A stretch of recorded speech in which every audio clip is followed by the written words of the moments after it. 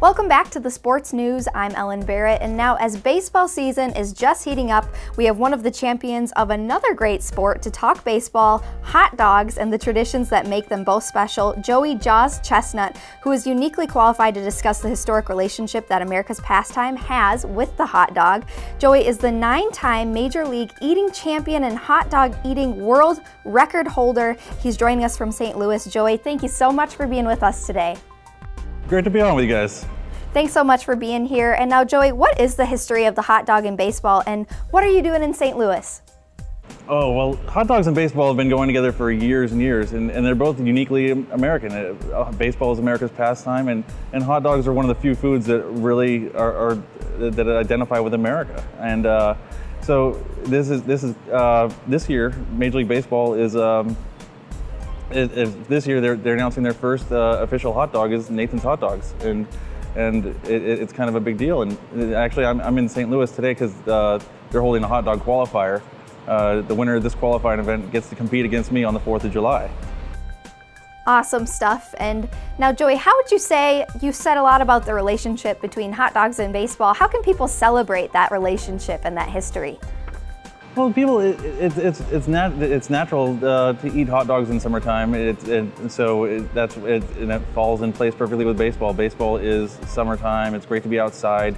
Hot dogs, it's perfectly natural to have a hot dog during a baseball game. And tonight at a baseball game, I'll be having a hot dog. I won't be dunking the bun in water like I do in the contest, but I'll have most likely raw onions and mustard. And it's part of Americana, and it's comfort food, and it's fun.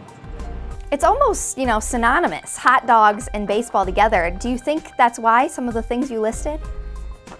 I think it's hot dogs, baseball, America. It's one of the reasons why it's so popular on the 4th of July. The contest has become huge, and all these things are it's just things that it feels good, and if it feels good, most people will keep doing it.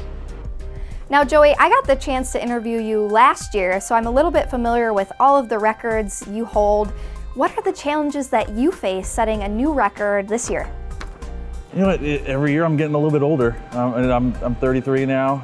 It's easier for me to gain weight, harder for me to lose it. In between contests, I have to eat a little bit healthier, and I have to run a little bit more, make sure that I go into these contests and I'm able to control my breathing. And then there's the other competitors. Every year there's more competitors trying to beat me, but I'm pretty confident in my ability, and so I just have to keep pushing hard, and as long as I'm going out there and having fun and treating my body right, I'm pretty confident that things are going to work out well. Now that kind of leads into my next question. I want to know more about how you train as a professional eater. Oh my God, yeah. My training, it's been a lot of trial and error and figuring out my body. Right now, these days, it's going to take about 8 weeks to practice for the 4th of July. Every week, I do a practice contest. Before every practice, I fast for about 2 days, no solid food. And then I do my practice, and it takes almost 2 days to recover, and then I start pretty much fasting again for my next practice. And every practice, I get the food down, digest it, and I build a tolerance, and I build up the number, and eventually, hopefully I can get to a massive number and a world record number by the 4th of July. And now when you're in the actual competition, what is your strategy for downing that many hot dogs? Oh yeah, my eating in the contest, I do 2 buns, then two pieces of meat, and then I'm dunking the bun in water.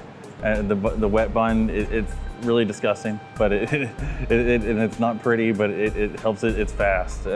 It's not the way I'd eat it at a baseball game, but it's competition, and a lot of the things that you do in competition aren't the way you do them in normal life. But it's not pretty eating. It's competitive eating. And I'm going to do whatever it takes to beat the guys next to me. Absolutely. And now, I know you mentioned it's not how you may eat a hot dog in real life. What is your perfect hot dog? What are the toppings? Do you put out all the works? Oh God, yeah, well, there's days where I like it really simple, just mustard and raw onions. But then if I get crazy sometimes if I'm at home, I'll wrap it in bacon, and there's cheese. Not too long ago, I put cream spinach on my hot dog with some onions. It was delicious with some creamy horseradish, and so I think a hot dog is actually a perfect thing. It's a great canvas. You can put whatever you want on it, and yeah, I think it's awesome. Absolutely, I'm a big fan with you there with the raw onions, get the ketchup, mustard, maybe a pickle spear.